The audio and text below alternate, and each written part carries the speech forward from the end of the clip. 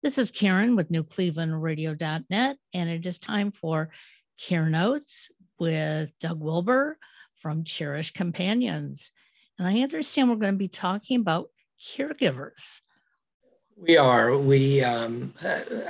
really want to focus on today the kind of the art of being a caregiver, but also a little bit of a tribute to caregivers and our caregivers.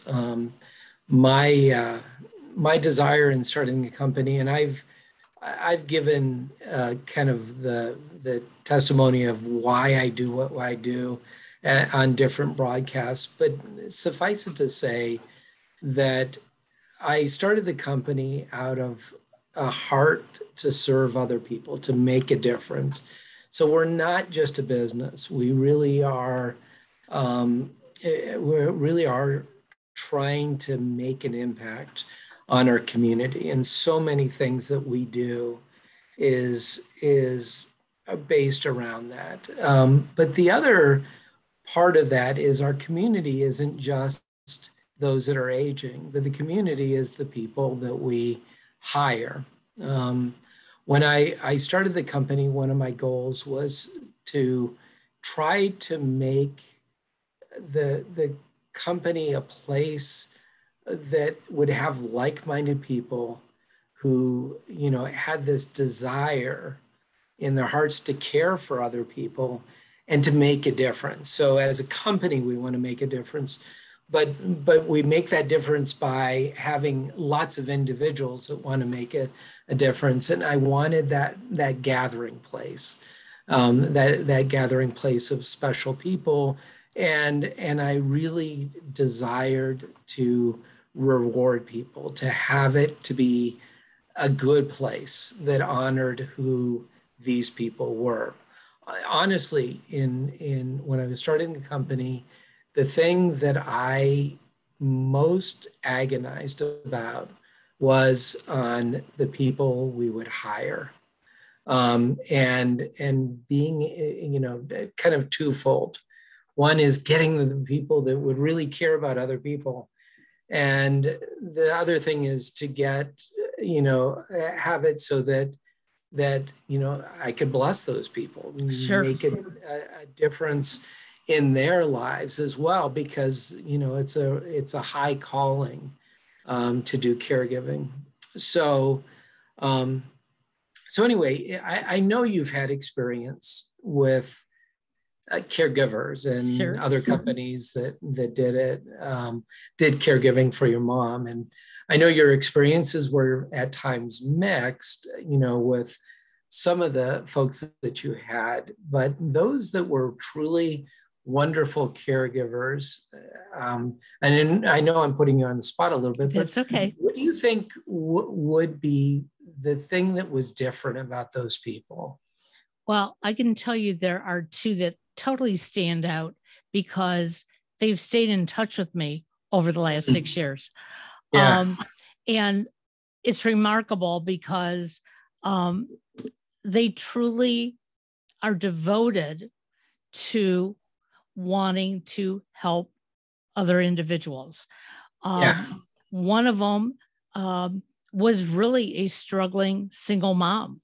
And, I know it was difficult for her to work the hours she was working, and she was a tiny little thing, and to do the things that she had to do, but she always did it with a smile. And, there were times that it was like, how can you be smiling? You've been here 12 hours. You left your child at home. And she just looked at me and she said, because I'm here for your mom and I'm here for you. And as much as I would like to say that I could be a caregiver, I couldn't.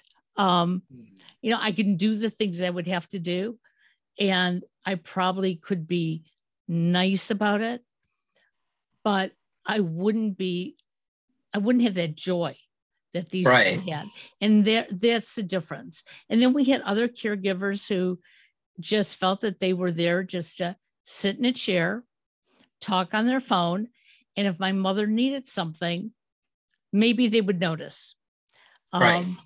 So it just takes a special person. And I don't think you know that special person in one interview. And I think that's what you're doing right. You have multiple interviews with multiple people. And so if you don't catch something, somebody else does. Right. Yeah. That whole thing, as far as the interview, is to kind of cast the net, and to be able to get those people that are sort of the big fish. One of my beliefs is that I can teach someone technique, but I can't teach someone to have a heart. And because I can't teach someone to have a heart, we have to find those people that have the heart. And that's what we work towards, and we agonize over, and we try to do when we're looking for people to get those folks. And then, obviously we want the people that, fit into that, to find a place where they feel like they're at home.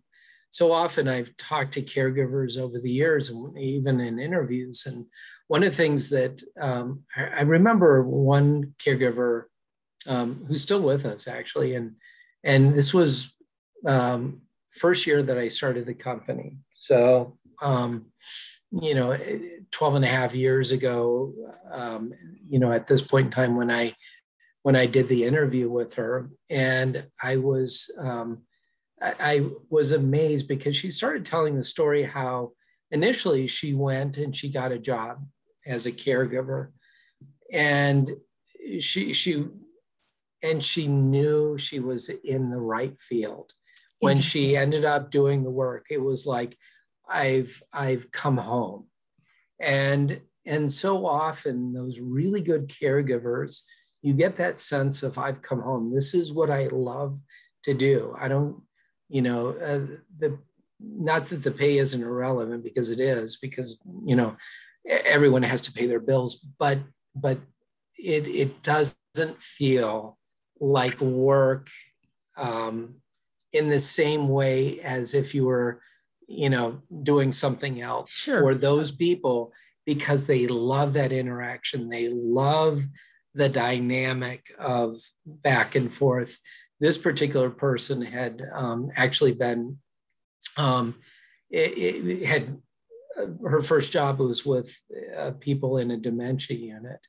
And so what she really found that she loved was dealing with these people who had dementia, and that she was good at it. And I think she was as surprised as anyone that that's what Sure. was her experience.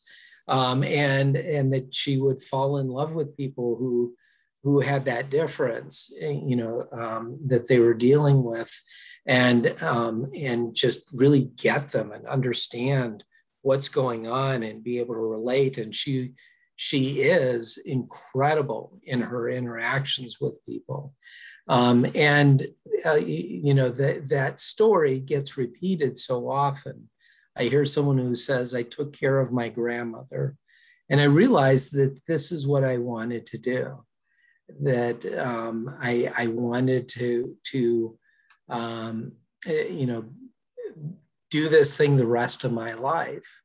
And it's weird, because so many individuals will have a very different response, which is, they say, I don't know how you do this. Exactly. And, exactly. I don't know how you do it.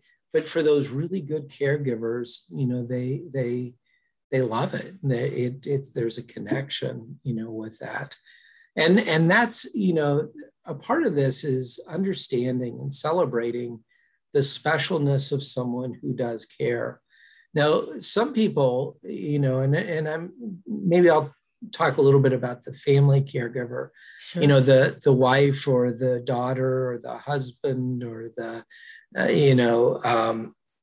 who has been kind of forced by circumstances, and made that hard choice that they'll be a caregiver, and for that individual. So they're not getting paid for it; they're just doing the work, and doing the care. And it's not even that they naturally have a bent to it, but what they do have is love. Right. And they love this person, and because they love this person, they're wanting to do that care and provide that care for the individual. That's a really hard thing, because it isn't necessarily, in their case, their natural bent. Maybe the natural bent for them is to love, but the natural bent isn't necessarily to have to do personal care on someone. Absolutely. They may find that actually scary or a bit terrifying even, but the bravery to jump in and say, I'm going to do this because this is what the person I love needs. And so, that category of caregiver is also an incredibly special person. And oftentimes they then fall in love with caregiving because of the fact that they've done that caregiving on a loved one.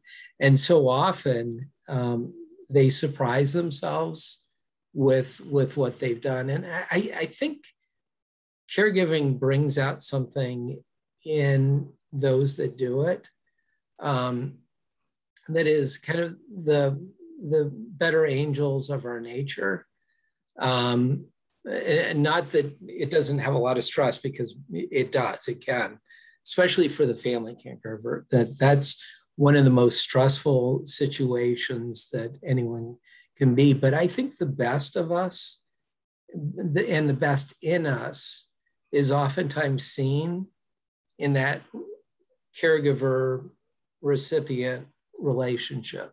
And I think you witnessed a part of that, probably, both personally and with what you were doing with your mom, and also with what the caregivers themselves were doing, those special ones, Sometimes as a loved one, you think you can't do it or you're not the right person for it.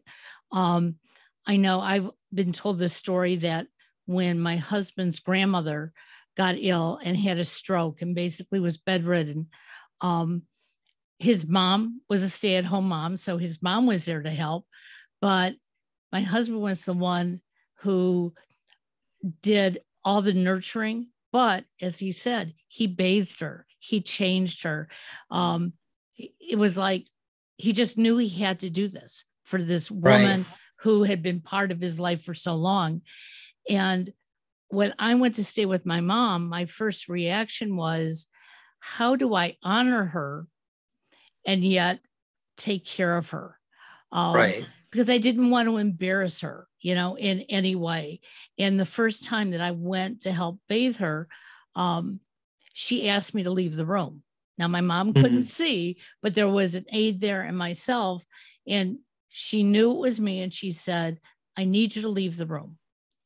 And at first it hurt, but then I realized this is how I honor her. I find somebody else who can do the things that she doesn't want me to do for her. So it's a learning process. Yeah, the kind of being thrust into a situation, because I wouldn't say none, but very few of us, kind of think, I'm going to have to be my parents' caregiver, or I'm going to have to be my spouse's caregiver. And we probably should spend a little bit more time thinking about that, because it might help us to make certain decisions before we're in the middle of something, but most of us don't. And for that reason, you really are thrust into something that you know nothing about. Absolutely. More often than not. And you have to learn, and you have to learn really, really fast. So and that's where having professional caregivers come in. They can make such a difference. One of the things that I I just tip my hat to the people who did who do personal caregiving for their loved one, that sacrifice of love that they do. When someone can handle it or afford it or have the circumstances where they get the help, I think that is also a really good thing. And that's where having that first group that I was talking about plays such an important role, that you get these people that are vetted and who do this out of their heart, the same, kind of love that I was talking about, that sense of caring and nurturing and other things that really play into being a good caregiver. And that really frees up someone who is running into circumstances like you were talking with your mom, where you can caregive, but maybe in a different way, maybe where it's not as physical, but where you are giving in your time and relationship and talking and other things. Because one thing I do find sometimes with the caregiver that is caught up in doing caregiving is that they're exhausted. And I mean the home caregiver, the personal caregiver with that this is a family member. And they quickly get burned out and they quickly get exhausted.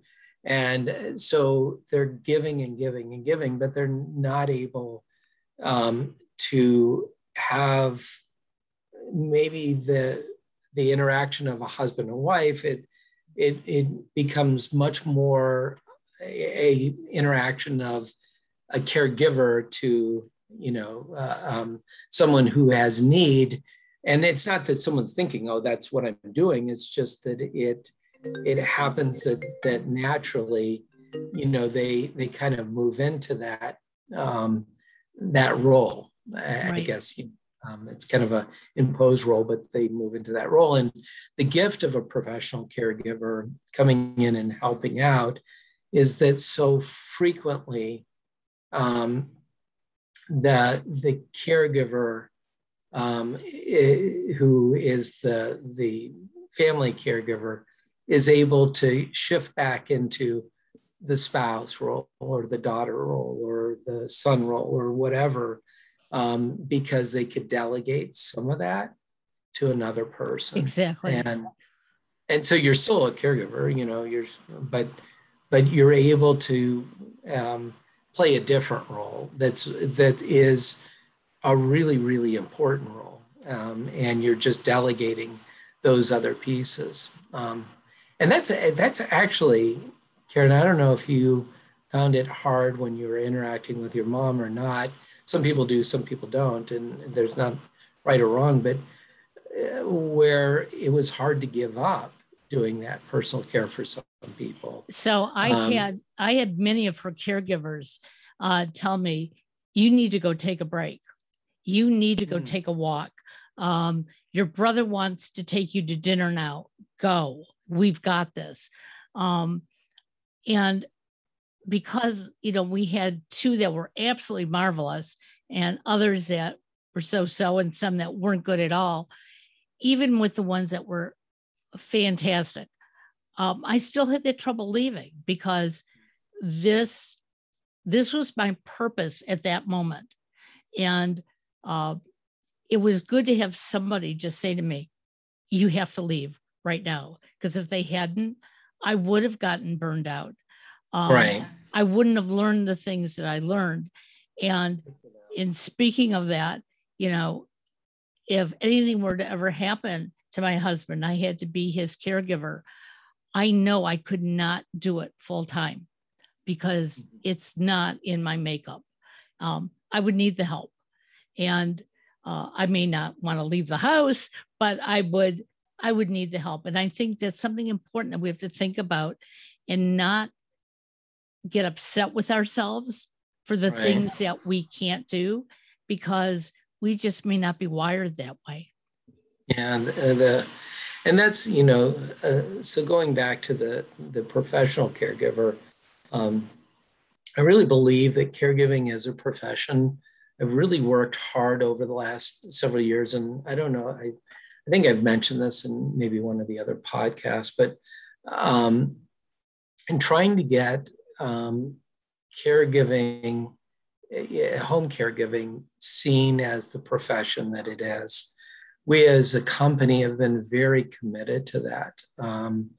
I remember one time looking at someone who was interviewing, actually, interesting enough, and I said, "This is a profession like being a doctor or nurse." And she looked at me and she said, "No, this isn't a profession like being a doctor or a nurse, you know." And I said, "Well, let me tell you something. I've been to a lot of funerals over the years.